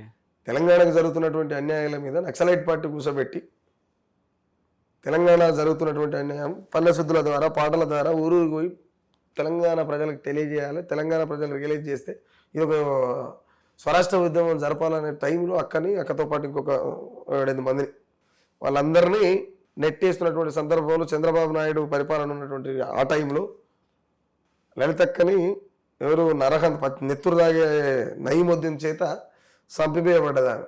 ఆమె త్యాగం అనేది మామూలు త్యాగం ఏం కాదు. ఆమె త్యాగం అసలు మనం చెప్పలేము మాటలు. నేను అందుకే అంటున్నా కదా, ఆమె ప్రాణమే ఇచ్చింది, మనం పాటనీయలేము అంటున్నా. పెళ్ళిళ్ళు వెళ్తుంటే కూడా నేను కల్వకుంట్ల కవిత ఉన్నది కదా, కల్వకుంట్ల కవిత విషయంలో కూడా నేను చెప్పిన, అమ్మ 17 ముక్కలైనా పెళ్ళిళ్ళు వెళ్తావు నువ్వు కాకపోయినా సరే కానీ నీది కల్వకుంట్ల రక్తమే కదా, మా అమ్మను 17 ముక్కలు చేయకుండా చూడు తల్లి, ఏం పని మీద వస్తున్నావు, నీ జెండా వెనక ఏ రంగు జెండా ఎగిరేది ఉన్నది, నువ్వు మా బెల్లిలు వెళ్తాయితావా లేకపోతే రాజన్న బిడ్డలాగా రాజకీయ బేరం అయిపోతావా ఏంది తల్లి అని చెప్పి క్లియర్గా అడిగిన నేను అలా. కాబట్టి ఏమంటున్నంటే బెల్లి లలితక్క అనేటామె అంతం లేనటువంటి పాటల వృక్షం ఆమె. ఇప్పుడు బెల్లి లలితక్క నరికిర్రు, ఇంకొకరు పుట్టుడు ఆపిరా, ఇంకొకరు పుట్టుడు ఆపాలి. నువ్వు బలవంతుడు అనుకున్నప్పుడు ఒకరిని నరికితే బలవంతుడు కాదు, ఇంకొకరిని పుట్టుడు ఆపాలి. ఎట్లా సాధ్యమవుతుంది? బెల్లి లలితక్క నరికితే సుఖరామ నడిసే కుట్టలే, రేపు సుఖరామ నడిసే చేస్తే ఇంకోటి కొట్టడా? అది ఆగదు, అది అనంతం. కాబట్టి ఏమనంటున్నంటే అప్పుడున్నటువంటి టైంలో తెలంగాణ అనేటువంటి పదం వినబడితే కూడా కొట్టి సాగుకొట్టారు, నరికి చంపారు, యాక్సిడెంట్లలో చంపారు, రకరకాలుగా చంపారు. కాబట్టి ఆమె త్యాగం తెలంగాణకు అవసరమైంది, ఆమె త్యాగం తెలంగాణలో చాలా ఉన్నతమైంది, ఆమె త్యాగం సుఖరామ నడిసే కావచ్చు, ఇంకెవరైనా కావచ్చు, ఆ పూటకు ప్రజలకు చెప్పాలి. కాబట్టి ఆమె త్యాగాన్ని రాస్తున్నాం తప్పితే మన అక్షరాలు కావచ్చు, మన పెన్నులు కావచ్చు, మన గొంతులు కావచ్చు, వాళ్ళు చేసినటువంటి త్యాగాలకు వాళ్ళ ప్రాణాలకు వెలకట్టలేనివి. నిజంగా ఎంతో మంది త్యాగాలు ఇచ్చారు, ప్రాణాలు ఇచ్చారు. ఇప్పటివరకు తెలంగాణలో స్వేచ్ఛ వచ్చిందా? ఇప్పటివరకు స్టిల్ ఈ రోజు వరకు అయినా లేదు కదా పెద్దనా. అది స్వేచ్ఛ ఉంటే మన ఇద్దరికి ఇంటర్వ్యూ చేయాల్సిన అవసరమే లేదుగా. లేదంటారా? ఎట్లా ఉంటుంది? స్వేచ్ఛ ఉంటే పక్క రాష్ట్రపోడు వచ్చి ఈడ నేను పీక్తా పొడుస్తాను కూడా ఇక్కడిది, అవునా కదా? ఈ రాష్ట్రంలో ఇంకో రాష్ట్రపోడు వచ్చే సభ పెడుతుందంటే ఇక్కడ ఉన్నటువంటి డిపార్ట్మెంట్ పర్మిషన్ లేకుండా పెట్టొచ్చా? అట్లా పెట్టరాదు కదా. నిన్న డిప్యూటీ సీఎం ఆయనకు ఒక డిప్యూటీ సీఎం ఇంకో రాష్ట్రానికి పోతుండు సభ పెడుతుంది కంటే ఇక్కడ ఉన్నటువంటి డిపార్ట్మెంట్ అక్కడ ఉండదా? ఎట్లా పెట్టనిచ్చారు మరి? నిన్న తెలంగాణ ఆవిర్భావ దినోత్సవం సందర్భంగా మేబీ ఏదన్నా ప్రోటోకాల్ ఇష్యూ ఉండడం వల్ల మేబీ క్యాన్సిల్ చేసిరేమో అంటున్నారు. ఏంటిది మీది ప్రెస్ మీట్? అది నేనేమంటున్నా అంటే ఏం పెట్టాలనుకున్నా సరే, ఏం పెట్టాలనుకున్నా ఇక్కడ ఉన్నటువంటి రాష్ట్ర ప్రభుత్వ పర్మిషన్ అయితే అవసరం కదా. మరి ఎట్టిచ్చిర్రు? ఆయన ప్రెస్ మీట్ ఎట్ట పెట్టిండు? పెట్టకూడదు కదా. అంటే ఇక్కడ ఉన్నటువంటి ప్రభుత్వాలతో లోపాయ ఒప్పందాలు ఉన్నట్టే కదా. ఇక్కడ ఉన్నటువంటి సైకిల్ కాంగ్రెస్ నారా చంద్రబాబు నాయుడుతో ములాఖాత్ అయ్యి రేపు ఎట్టి పరిస్థితుల్లో కాంగ్రెస్ పార్టీని భూస్థాపితం చేసేటువంటి పని పెట్టుకున్నాడు కదా రేవంత్ రెడ్డి. ఇక వాళ్ళ పార్టీలు మాట్లాడుకోవాలి, మనకు సంబంధం లేని విషయం అది అన్న. రాబోయే రోజులలో రేవంత్ రెడ్డి గారు ఎక్కడ మలుపు తిప్పబోతున్నారు అంటే ఏం చెప్తాం మరి? ఏముండదు, ఇక్కడ టీడీపీ జెండా ఎగిరేయాలని చూస్తున్నాడు అంతే అంటావా? మన మోదీ ఆఫర్ ఇచ్చింది కదా బీజేపీలోకి రామనేసి. నేనేమంటున్నా అంటే మోడీ ఆఫర్ ఇచ్చినా కూడా నేను అందుకే క్లియర్గా చెప్పిన మీకు ఇలాక ఏమనంటే ఆంధ్రాలో ఎన్డీఏ గవర్నమెంటే కదా. అవునా? దేశంలో ఎన్డీఏ గవర్నమెంటే కదా. మోడీ కాడున్నా నారా చంద్రబాబు కాడున్నా ఒకటే, అంతే. కాంగ్రెస్ పార్టీని ఒకనొక టైంలో శనిదయ్యం సోనియా అన్నాడు రేవంత్ రెడ్డి. మీరు ఆడియో క్లిప్లు వీడియో క్లిప్లు యూట్యూబ్లో చూసుకోరు. ఒకప్పుడు శనిదయ్యం అయినా ఈ రోజు దైవం ఎట్టయింది? దయ్యం అవుతుంది అయినాడనా? కాదు కదా. దయ్యమే, దేవుడు దేవుడే. అటువంటిది శనిదయ్యమైనటువంటి బలిదయ్యం అన్న రేవంత్ రెడ్డికి గొప్పదంగా అయింది. దేనికైంది? రెండోటి తెలంగాణ ప్రజలకు కూడా అప్పుడప్పుడు మరి ఏమవుతుందో తెలియదు కానీ ఆల్రెడీ ఓటుకునేటు కేసులో దొరికినటువంటి దొంగను తీసుకొచ్చి దూరం చేసేరు ఈడ, అలా కదా. నేనేం చెప్తాను, అందరు రికార్డు కదా అది. కాబట్టి నేనేమంటానంటే రేవంత్ రెడ్డి రేపు కాంగ్రెస్ పార్టీని ఖతం చేసి ఇక్కడ సైకిల్ జెండాని ఎగిరేసేటువంటి ప్రయత్నంలో ఉన్నాడు. ఈ 7-8 నెలలని తెలంగాణలో టీడీపీకి సంబంధించినటువంటి ఒక భారీ బహిరంగ సభ జరుగుతుంది. ఆ బహిరంగ సభకు యనమల రేవంత్ రెడ్డి అనేటువంటి ప్రస్తుతం తెలంగాణలో ఉన్నటువంటి టీడీపీ సీఎంగా ఆయన పోతాడు. ఆడికి ముఖ్య అతిథిగా. ప్రజలు ఏకీభవిస్తారంటారా? టీడీపీ ఏకీభవిస్తారా, రేపు పొద్దుగాలు వెళ్ళగొడతారా అనేది అది కాలం నిర్ణయిస్తుంది. సో బెల్లి లలిత గారి గురించి అయినా నిరుద్యోగుల గురించి అయినా ఒక పాట పాడండి అన్నమాట. నేనేమంటున్నానంటే బెల్లి లలిత అనేటామె ఆమెను మనం ఎంత వాడిని వాళ్ళ ప్రాణాల కింద ఏమి పదాలు ఎక్కడ వస్తాయి, ఏం ఎక్కడ రావు. నేను కవిత విషయంలో అక్క గురించి రాసిన, ఆంధ్ర పెత్తనాలతోని అనచబడ్డ తెలంగాణ గోస చూసి గజ్జగట్టినాది, గర్జించి గొంతెత్తి పంజ విసిరినాది, నలుగుతున్న ప్రజల కొరకు తెగువగల్ల తెలంగాణ ఎదురుదిరిగే పాట ఎత్తుకుంది, తిరుగుబాటు నూరిపోసినాది, నయ్యి మొద్దిన చేతిలోన నెత్తురు రాగే కత్తి నార చంద్రబాబు నాయుడు, లలితక్కను ముక్కలు నరికినడు, మీ అయ్యతోని పంచాయతీ సంగతి ఏమిటో గాని ఎంపీ ఎమ్మెల్సీ అయ్యి ఏమి ఉద్ధరిస్తామని ఎవరి కొరకు వస్తున్నావు కొత్త పార్టీ పెట్టుకొని తెలంగాణ గడ్డ పైన బెల్లి లలితమైతవా రాజన్న బిడ్డలాగా రాజకీయ బేరమైతవా మనము నువ్వు బెల్లెళ్తావైతవా ఇప్పుడు ఎందుకంటే నువ్వు బెల్లెళ్తా అనేసరికి నేను అక్క మీద నిన్ననే అంటే కల్వకుంట్ల కవిత గారి మీద నిన్ననే ఒక పాట రిలీజ్ చేసినావు దాంట్లో నేను క్లియర్గా ఈమె త్యాగం ఏంది అసలు ఈమె బెల్లెళ్తే ఎవరు అనేది ఒక చరణంలో చెప్పినేంటి చెప్పుకుంటేనే కవితను అడిగిన రేపు తెలంగాణలో బెల్లెళ్తావైతావా ఏమైతావమ్మా నువ్వెన్ని పానాలు తింటావు మీరు అయ్యే చేసిన అప్పులలో మీ అయ్యే చేసిన ఆస్తులలో వాటా ఉన్నప్పుడు పాపాలలో కూడా ఉండాలిగా ఉండాలా ఇప్పుడు కవిత గారు ఆఫర్ ఇస్తే మీరు ఆ పార్టీలోకి వెళ్ళే ఛాన్స్ ఉందంటారా మరి? ఆఫర్కి పోతుంది నేను ఏమన్నా లోఫర్ గానే ఆఫర్లో పోతుంది నేను ఏమన్నా లోఫర్ నానా ఇప్పుడు మీరు తుకారాం నడిసే ఓ మనిషి ఆఫర్లకు పోతుంది మనం లోఫర్ కాదు బర్రబ్బర్ ప్రాణం ఉన్నంతసేపు నాకు సమయం దొరికినప్పుడల్లా నేను బతికున్నంత కాలం ప్రజల కోసం నా అవసరం ఎక్కడుంటే అక్కడ నిలబడతా తప్పితే ఏ ప్రభుత్వాలకు ఏ పార్టీలకు ఒత్తాసు వలికేందుకు నేను ఉంపుడు గత్తెను కాదు. కాబట్టి ఆఫర్ చేయని అది చేసుకు భరతం ఏడవుతుంది అన్న. తెలంగాణలో చాలా మంది కవులు కళాకారులు చాలా మంది ఉన్నారు. అందశ్రీ గారు మొన్ననే లేని లోటు మనకు కనిపించింది. సో అందశ్రీ గారు పాడ మోసిన రేవంత్ రెడ్డి స్టాచ్యూ పెట్టకపోవడానికి రీజన్ ఏంటి? స్టాచ్యూ పెట్టకపోవడానికి రీజన్ ఏంటి అంటే అప్పుడున్న ఆయన సాగు జరిగిన సందర్భంలో అది ప్రభుత్వానికి అవసరమైంది. ఇవాళ ఆయన సమాధిని కట్టినా కట్టకపోయినా ప్రభుత్వానికి వచ్చే లాభం ఏం లేదు. కాబట్టి పార్టీ మనుగడ చూసుకొని అంటే ఇక్కడ ఉన్నటువంటి ప్రభుత్వాల మనుగడ చూసుకొని ప్రభుత్వాలు పనిచేస్తాయి. రెండోటి ఒకవేళ అందశ్రీ ఆంధ్రోడ్ అయి ఉంటే ఎవరికి అలా కట్టునేము, లేదా ఒకవేళ గతంలో టీడీపీ అయి ఉంటేనైనా కట్టునేము. కానీ ఆయన టీడీపీ కాదు, ఆంధ్రోడ్ కాదు, ఏది కాదు. సరే ఆయన స్థాయిలో ఆయన బతికిండు. ఫైనల్గా ఏం చేసిండు, ఆయన కూడా పోతూ పోతూ పోతూ పోతూ రేవంత్ రెడ్డి అన్ని ఎంత జోకాలను అది జోకిండు ఆయన కూడా. సరే అది వేరే విషయం. కానీ అందశ్రీ మీద అంటే తెలంగాణ వాళ్ళ మీద ఎలాంటి ప్రేమ ఉండదు ఆయన. తెలంగాణ మీద రేవంత్ రెడ్డికి అసలు ప్రేమ అనేది ఉండదు. ఎందుకు ఉండదు అన్న? నిత్యం ప్రజల్లో తిరుగుతున్న చాలా ప్రోగ్రామ్స్ చాలా స్కీమ్లు తెచ్చిన అనేసి కూడా చెప్తున్నారు కదా రేవంత్ రెడ్డి. అదే ఏం స్కీమ్లు చెప్పు, ఒక 2-3 చెప్పు నాకు. రైతు రుణమాఫీ చేసిన ఎంతమందికి? అందరికి చేసిన అని చెప్తున్నారు కదా ఇప్పటివరకు. లెక్కలు తీపిరు మీరు జర్నలిస్టులే కదా, లెక్కలు తీపిరు ఎంతవరకు చేసిరు మీరు తీపిరు. నిజంగా చేయలేదంటారా? నేనేమంటున్నా అంటే ఊర్లో 100 మంది ఉంటే 20 మంది చేస్తే సరిపోతుందా? 80 మంది ఏం తిని చావాలి మరి? 7 వారాలు ఏ బయలు పడి దుంకాలే? ఏమన్నా జరిగింది? అరకా కొరక. రెండోటి తీరని అప్పులు చేసి పెట్టిండు రేవంత్ రెడ్డి కూడా. నేనేమంటున్నా అంటే ఇది బంగారు తెలంగాణ చేస్తాను ఆయన అన్నాడు. తెలంగాణను బాగు చేస్తా, అభివృద్ధి దిశలో అడుగులేస్తున్నా అని చెప్పి నువ్వు అంటున్నావు. నాయన తెలంగాణని అభివృద్ధి చేయకపోయినా పర్వాలేదు కానీ అప్పుల తెలంగాణ మాత్రం చేయకురయ్యా అనేటువంటి ప్రతిపాదన నేను చాలా కాలం నుంచి పెడుతున్నా, ఇప్పుడు కూడా అంటున్నా అన్న. ఓకే, చాలా విషయాలు చెప్పారన్న. ఉద్యమ నాయకుడు మీరు, చాలా విషయాలు తెలుసు మీకు, ప్రజలు కూడా చాలా ఎక్స్ప్లెయిన్ చేశారు మీ పాట ద్వారా. అండ్ ఫైనల్లీ పవన్ కళ్యాణ్ గారు నిన్న స్పీచ్ ఓవరాల్గా దాని మీద మీరు ఏమంటారు ఫైనల్గా? నేనేమంటున్నా అంటే అది ఆ స్పీచ్ మీద రేవంత్ రెడ్డి మాట్లాడాలి. ఎందుకంటే రాష్ట్రానికి పెద్ద దిక్కు కదా ఆయన. నీ రాష్ట్రంలోకి పరాయి రాష్ట్రప్పుడు వచ్చి సవాల్ చేసిపోతుండు. ఎందుకు నువ్వు ఈ రాష్ట్రంలో పుట్టలేదా? తెలంగాణ నీకు తల్లి కాదా? సోనియమ్మ లెక్క ఏమో కూడా తెలంగాణ తల్లి బలిదయం లెక్క కొడుతుంది అంటే నీకు. దానికి రేవంత్ రెడ్డే మాట్లాడాలి. రెండోటి ప్రజలు కూడా రేవంత్ రెడ్డిని అడగాలి. ఏమైనా మన ఏరికోరి నేను సీఎం చేసి మరి పక్క రాష్ట్రానికి వచ్చి ఇక్కడ చిలక పలుకులు పలుకుతున్నా, ఆ పలుకులకు ఒత్తాస పలుకుతున్నావా, లేకపోతే తెలంగాణ వారి మిషన్ తిప్పి తొడగొడతావా, ఏం సంగతి అని ఓట్లు వేసిన ప్రజలు అడగాలి, గెలిచిన రేవంత్ రెడ్డి అడగాలి. మనం ఎందుకు అడుగుతాం పెద్దనా? ఎందుకు అడుగుతాం? రెండోటి ఏంటంటే మనం ఈ తెలంగాణ బిడ్డలుగా ఏం అడుగుతాం అని అంటే, అయ్యా నాయన నీ సినిమా డైలాగ్ ఇక్కడ బంద్ చేయి, నీ సినిమాలకు మామూలు బిచ్చం వేస్తే బతికినావు నువ్వు, అవునా? ఇవాళ కొంతమంది ఏమంటారు, 2 మొరిగే కుక్కలు ఎంట పెట్టుకొని. ఇంకోటి విచిత్రం ఏంటంటే వాళ్ళు మీడియా ముంగల మాట్లాడుతారు. దాని పేరు ఏం పేరు?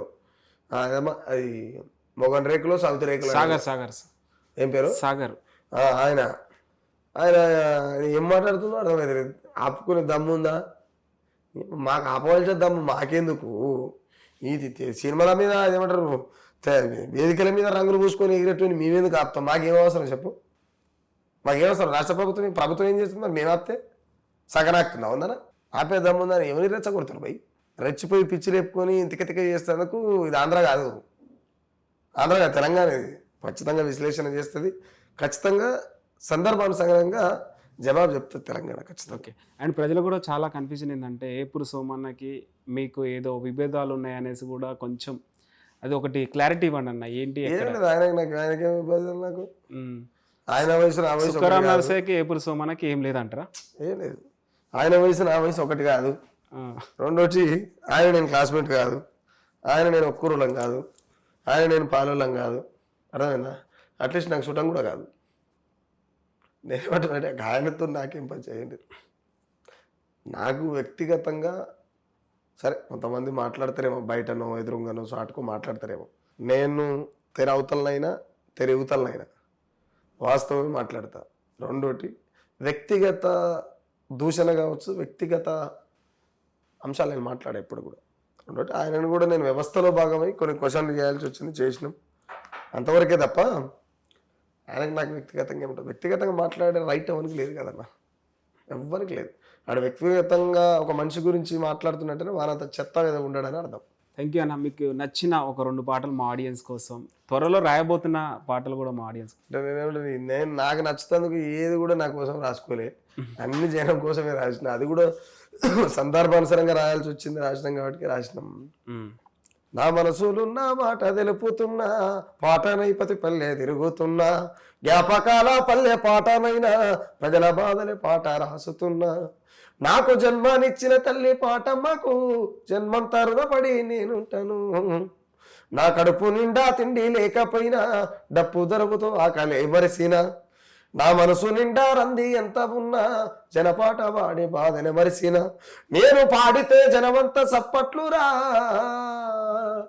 మరి నా బతుకునున్న ఏసి కట్లురా, నా మనసునున్న మాట తెలుపుతున్నా, పాట నైపతి పల్లె తిరుగుతున్నా, జజ్జనక జనక డప్పుల దరువులు లేచి ఊగాడెను శివసత్తులు, రేలారే రేలంటూ జానపదులు, కానీ నే రాస్తా ఉంటాను జనపాటలు, పాటే ప్రాణంగా బతుకుతున్నా, ప్రజా చైతన్యమే కోరుతున్నా, నా మనసులున్న మాట తెలుపుతున్నా, పాట నైపతి పల్లె తిరుగుతున్నా, కులమతాలను కూలదొయ్యాలని, మనసులంతొక్కటిగా బతకాలని, మనువాదుల మెడలు వంచాలని, కులమే లేదని పెళ్లి చేసుకున్నా, సమాజం బాగా కోరుతున్నా, ఒడిదుడుకులెన్నున్న పాడుతున్నా, నా మనసులున్న మాట తెలుపుతున్నా, పాట నైపతి పల్లె తిరుగుతున్నా, రూపమేనే రాయ పాటమ్మకు, రూపమేనే రాయ పాటమ్మకు, గెలిచింది మాయమ్మ ఊరూరుకు, వెన్ను తట్టి నన్ను లేపిందిరా, పోరు పాటై నన్ను నడిపిందిరా, అందరూ అనే సాము నాకున్నది, నేను లేదో ఒకరోజు తెచ్చుకోవాలి కదా, అందరూ అనే సాము నాకున్నది, కానీ నా పాటకు మరణ వేడున్నది అన్న. సో అన్న సహజంగానే పాట అంటే రావడం అనేది, నేను ముఖ్యంగా ఒక మాట అయితే చెప్తాను, ఈ పాట విషయానికి వచ్చినాం కాబట్టి, చిన్నపిల్లల్ని తొట్టలేసి ఊపేటువంటి లైఫ్ ఉంటుంది ఎవరికైనా. తొట్టెలే లేనటువంటి జీవితాలు మాయి, తొట్టెలే లేని జీవితాలు. పాత చీరలు తొట్టెలలో ఉయ్యాలలో ఊగిన వాళ్ళం మేము కదా. పుట్టంగానే తొట్టెల కడతందుకు పాత చీర కూడా లేకపోతే ఈ ప్రపంచానికి శబ్దమై నిలబడినటువంటి డప్పులు వేసిరు మమ్మల్ని. సాహిత్యము అంటే ఈ దరువు, ఈ గాత్రం, అది బై బర్త్ మా జీన్స్లనే ఉండడం, మరీ పేద కుటుంబంలో వెలివాడలో పుట్టినందుకు నేను చాలా గర్వపడతా, చాలా చాలా చాలా గర్వపడతా. నేను వాళ్ళ దస్తా కూడా మళ్ళీ పుట్టాలనుకున్నా కూడా తెలంగాణలో పుట్టాలని ఉంది, అది నల్గొండలనే అంటే నల్లగొండ జిల్లా ప్రాంతంలో పుట్టాలని ఉంది, సుఖరామ నరసగానే పుట్టాలని ఉంది, సుఖగాలే కడుపులో పుట్టాలని ఉంది. ఇప్పుడు మీ ముంగల కూర్చొని ఎంత దర్జాగా మాట్లాడుతున్నా మళ్ళీ అట్నే మాట్లాడాలని ఉంది. కాబట్టి నాకు ఈ పాట అబ్బినందుకు, పాట నాకు వచ్చినందుకు, నాకు రాసే మేధస్సు ప్రజా సమస్యలు కల్పించినందుకు, ఇక్కడ ఉన్నటువంటి మనువాదం నా కళ్ళు తెరిచే విధంగా మనువాదం ఇక్కడ వాళ్ళ అఘాయిత్యాలు చేయడం, మీరు మనుషులే కాదని వెలేయడం, మీరు గుళ్ళెకి రావద్దని నెట్టేయడం, మీరు బల్లెకి రావద్దని కొట్టేయడం, ఇట్లా అన్ని అనేకం నన్ను తయారు చేసింది రాజ్యమే. ఎందుకు అంటున్నా నేను ఈ మాట అంటే, రాజ్యంలో హింస ఉంది, ఆ హింస నన్ను కన్నది, అహింస నన్ను కన్నది. హింస లేనప్పుడు మాత్రమే రామనరసయ్య లాంటి వాళ్ళు పుట్టరు. లేదు, హింస కొనసాగినంత కాలం విప్లవం ఉంటుంది. విప్లవం ఉండడము అని అంటే హింస ఉన్నంత కాలం తెలంగాణ నాలాంటి వాళ్ళని గంటనే ఉంటుంది, పక్కా నాలాంటి వాళ్ళనే గంటది. ఎందుకంటే ఈ బాంచగల్ల సమాజంలో బరితెగించి తిరిగేటువంటి పాలకుల మధ్య వాళ్ళ జీవితాలు, వాళ్ళ అక్రమాలు, వాళ్ళ దోపిడీ అన్ని బయట పెట్టాలంటే ఏదో ఒక కొంత వినబడాలి. కాబట్టి ఇప్పుడు నేనున్నా అన్న. సో ఫైనలీ సుక్కారాం నర్సయ్య ఏజెండా ఏంటన్నా? నాకు ఏ జెండా లేదు, ఏ జెండా లేదు. ఎందుకు లేదు అని అంటే నేను బతికినంత కాలం నా జీవితాన్ని నేనే గడపాలనుకుంటున్నా. నా లైఫ్ని ఇంకోడో గైడ్ చేస్తే, నేను లీడ్ చేస్తే మరి నేను బతికింది ఎప్పుడు? నా లైఫ్ని నేనే లీడ్ చేసుకోవాలి, నా లైఫ్ని నేనే గైడ్ చేసుకోవాలి, నాకు నేనే బతకాలి. రెండోటి ఎజెండా అనేది ఏంటి అని అంటే ఒక అద్భుతమైన ఎజెండా ఉంది నాకు. నేను పోయి నన్ను పాడ మీద తీసుకుపోయి పడబెట్టేదాకా కూడా వేరే వాడిని చెయ్యి నా భుజం మీద ఉండొద్దు, ఒప్పుకోను అస్సలే. ఎందుకు ఒప్పుకోను అంటే వాడు నా భుజం మీద చేసినాక నా స్ట్రక్చర్ మొత్తం నా చేతిలో ఉండదు. అప్పుడు వాడు ఎట్లా ఆడిస్తాడు తిరగాలి. నేను అట్ట కీలుబొమ్మలుగా బతికేటువంటి బతుకు నాకు వద్దు అనుకుంటున్నా. నేను టార్గెట్ ఇట్నే ఉండి ఇదే చీరలకు అనుభూసిన ఇబ్బంది లేదు, కానీ ఒక మనిషిగా బతికి చచ్చిపోవాలన్నది. ఇప్పుడు ప్రస్తుతానికి మనం శవాల మధ్యలో జీవిస్తున్నాం. ఎందుకు నేను ఈ మాట చెప్తున్నా అంటే ప్రశ్నించలేనటువంటి వాడు మనిషి ఎవడైనా సరే, ప్రశ్నించలేనటువంటి వాడు ప్రాణం లేని శవం లాంటి వాడే. కాబట్టి రామ్ నరసయ్యకు అనుమానం పనిచేస్తుంది, బ్లడ్ మంచిగా సర్క్యులేషన్ అవుతుంది, గుండె కరెక్ట్గా కొట్టుకుంటుంది, బీపీ షుగర్ ఇలాంటి ఏమంటారు ఆరోగ్య సమస్య లేదు, అన్ని రకాలుగా బాగున్నా. కానీ మనిషి జీవితంలో ఒక ప్రశ్న అనేది లేకపోతే వాళ్ళు పుట్టుకకే అర్థం లేదు. వాళ్ళ అమ్మ తీసిన నొప్పులు పెద్దకుప్పతో సమానమే. నిజంగా నా ప్రశ్నించిన జర్నలిస్టులు కావచ్చు, ప్రజలు కావచ్చు, విచ్చలవిడిగా కేసులు పెట్టి బెదిరించి వాళ్ళని అక్కడే అంటే తొక్కేస్తున్నారు. ఇలాంటి వాళ్ళని చూస్తుంటే మీకు ఏమనిపిస్తుంది అన్న? ఇంకెక్కువ రాయాలనిపిస్తుంది. రాజ్యం ఇంకెంత ఇబ్బంది పెట్టినా సరే రాయాలనిపిస్తుంది. అంటే భయపట్టిస్తే ఫ్యామిలీ గురించి రకరకాలు చెప్పి భయపట్టిస్తుంటారు కొంతమందికి. అంటే నేను ఇంకోటి అంటే ఫ్యామిలీని భయపెట్టిస్తే లొంగిపోయినా, లేకపోతే నేను ఇంకేదో వీకిపోయినా, ఇవన్నీ చెత్త మాటలు. నువ్వు సమాజం కోసం చేస్తున్నప్పుడు రాజ్యం నిన్ను భయపెడుతుందంటే నువ్వు సమాజం కోసం చేసే పనిలో అవసరమైతే సాగు కూడా వస్తుందని నీ కుటుంబానికి ఎందుకు చెప్పుకోలే? నీ కుటుంబానికి చెప్పుకోవాలి కదా. నువ్వు సమాజానికి చెప్తున్నప్పుడు ఫస్ట్ నీ సంసారానికి చెప్పుకోవాలి. సంసారానికి చెప్పుకుంటే సుఖరామరెడ్డి లెక్క బతకొచ్చు కదా.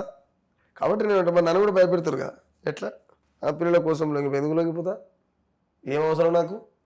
ఇప్పుడు పిల్లలు చిన్నోళ్ళు, వాళ్ళు నేను కంటే పుట్టిరు కాబట్టి వాళ్ళ ఎదుగుదల, వాళ్ళ భవిష్యత్తు నా బాధ్యత. ఎప్పుడైనా అనిపించింది అన్న ఇదంతా మనకు ఎందుకు అవసరమా, ఏమో మన పని మనం చేసుకుంటే అయిపోయింది కదా అని? అట్లేమనిపించలేదు, కానీ ఇంకా పవర్ఫుల్గా పనిచేయాలనిపిస్తుంది. టైంకి తినను, టైంకి నిద్రపోను, టైంకి ఇంటికి పోను. నెలలో 2 సార్లు 3 సార్లు ఇంటికి పోతాను అంతే. ఎప్పుడు చూడు పబ్లిక్ ప్రజలలో ఉంటాం మ్యాక్సిమం.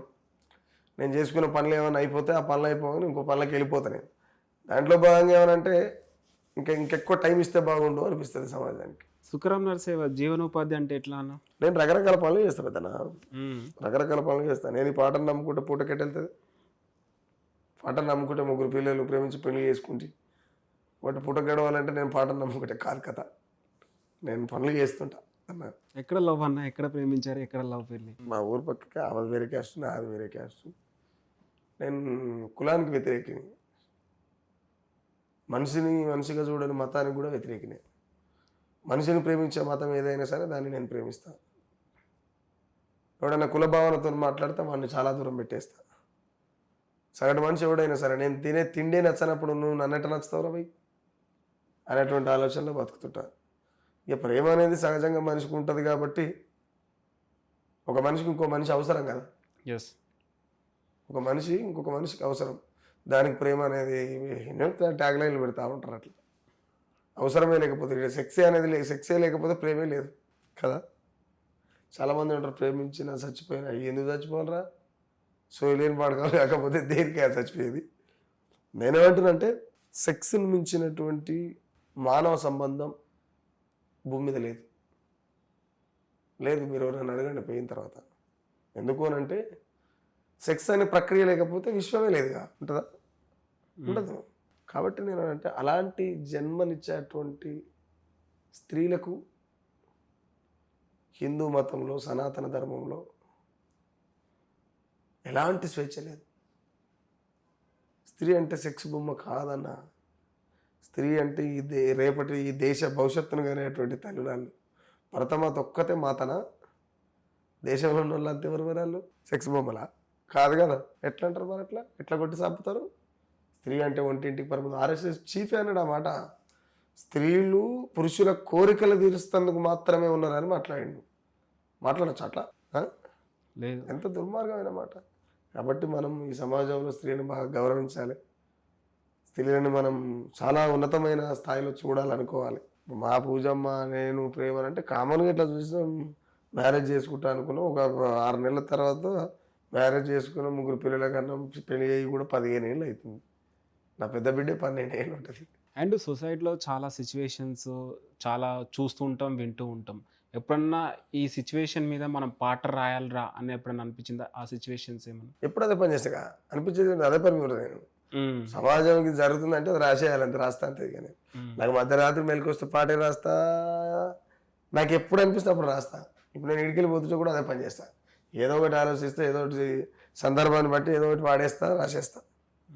ఎందుకనంటే నాకు అనిపిస్తుంది ఎప్పుడు. ఎందుకనంటే మనం బతికినంత కాలం ఈ సమాజం అనేటువంటి గ్రౌండ్లో ఖచ్చితంగా గేమ్ ఆడాలి. ఆ గేమ్ న్యాయబద్ధమైన గేమ్ ఆడాలి.